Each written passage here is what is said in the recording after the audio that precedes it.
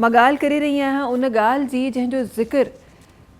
जंहिंजो ज़िक्र काफ़ी दफ़ा क़ुरान पाक में पाण फरमायो वियो आहे ऐं उहा ॻाल्हि जेका असां हर वक़्तु कॾहिं थोरी कॾहिं घणी असां कंदा रहंदा आहियूं। ख़ुदा ताला जी रज़ा में पंहिंजो माल ख़र्च करणु, ख़ुदा ताला सां तिजारत करणु, सदको ज़कात करणु, अॼु उन जी ॻाल्हि मां करे रही आहियां, अॼु ख़ैरात जी ॻाल्हि मां करे रही आहियां।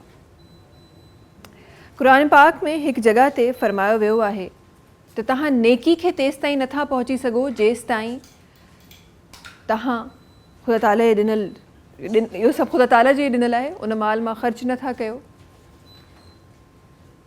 तव्हां कावड़ ते कंट्रोल नथा कयो ऐं तव्हां माण्हुनि खे माफ़ नथा कयो। ऐं बेशक त ख़ुदा ताला उन्हनि माण्हुनि खे पसंदि कंदो आहे। ये डिफरेंट जॻहुनि ते डिफरेंट ट्रांसलेशन्स जो मफ़हूम तव्हांजे साम्हूं मां पेश करे रही आहियां।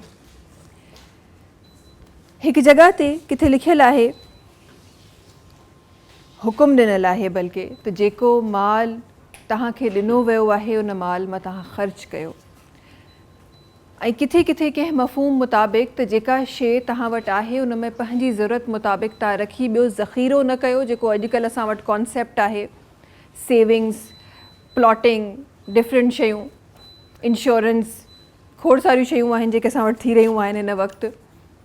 पर उन्हनि तमामु शयुनि जो हिकु तौरु तरीक़ो आहे जेको असां ताईं शायदि पहुचण खां पोइ बि किथे फेड आउट थी वियो आहे, असांखे नज़र नथो अचे।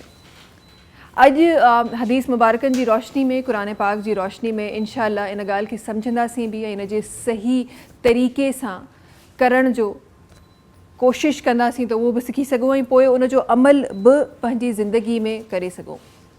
क़ुरान पाक जी हिकु आयत जे मफ़हूम मुताबिक़ किथे इहो बि मां पढ़ियो, डिफरेंट ट्रांसलेशन्स में डिफरेंट लफ़्ज़ लिखियलु आहिनि।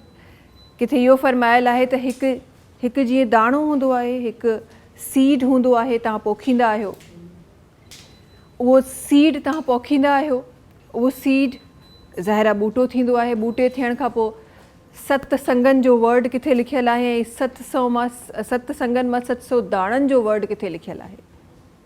सो उहा हिकु शइ जेका तव्हां ख़ुदा ताला जी राह में ख़र्च कयो था, उहो हिकु दाणो, उहो किथे इशारतनि इहो बि ॿुधायलु आहे हिकु मफ़हूम मुताबिक़ त किथे इशारतनि इहो ॿुधायलु आहे त उहो 700 गुना वधीक तव्हांखे मिली रहियो आहे। काफ़िनि जॻहुनि ते काफ़िनि रिवायतुनि में हिकु रिवायत अहिड़ी बि अचे थी त हिकु सहाबी हज़रत मूसा अलैहिस्सलाम कलीमुल्लाह हुआ, ख़ुदा ताला सां कलाम कंदा हुआ।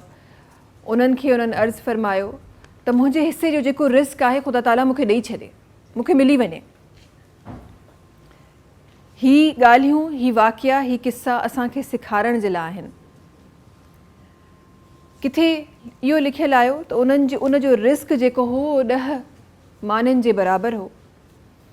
हज़रत मूसा अलैहिस्सलाम ख़ुदा ताला सां कलाम कयो ऐं इहो फरमायनि त हीउ बंदो हे घुरी रहियो आहे, हे चई रहियो आहे। ख़ुदा ताला जो हिन जो रिस्क त हीअं हो, पर हे हींअर घुरे थो त मां सॼो रिस्क हिन जो हींअर ॾियां थो। उहे 10 मानियूं उनखे मिलियूं, किसो उते ख़तमु थियो, उनजो जेको रिस्क हो उते मिलियो, उनजो रिस्क उते बंदि थी वियो। ऐं तव्हां मां बख़ूबी सुञाणो था दुनिया में जंहिंजो रिस्क बंदि थी वञे उनजो पोइ आख़िरी सफ़र शुरू थी वेंदो आहे। कहाणी कुझु ॿी थी, रिस्क ख़तमु थियण ते आख़िरी सफ़र शुरू थियणु खपे, हा, पर थियो कुझु ॿियो।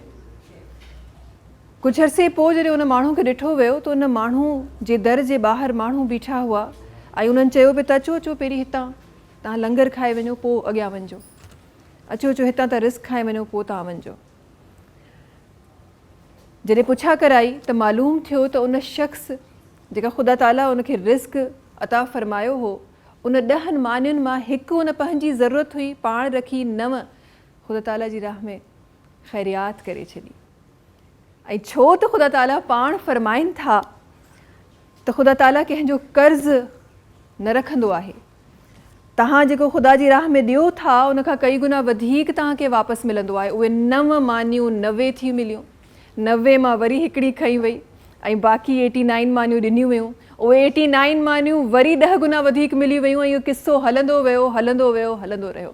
ऐं यकीन कयो अॼोकी दुनिया में तव्हां वॾा वॾा उहे कामयाब माण्हू ॾिठा हूंदा जिन जी बज़ाहिरन हिकु सादगी हूंदी आहे, जेके पाण बज़ाहिरन सादा माण्हू लॻंदा आहिनि पर उन्हनि जो माल दौलत उहो कई गुना वधीक हूंदो आहे, एतिरो गुना वधीक हूंदो आहे जो ख़र्च करे करे थकिजी पवंदा आहिनि पर कॾहिं कॾहिं उन्हनि जो माल ख़तमु कोन थींदो आहे। सब्सक्राइब कयो असांजो official YouTube channel Sindh TV HD Islamic ऐं वधीक अपडेट लाइ बेल आइकन खे क्लिक करियो।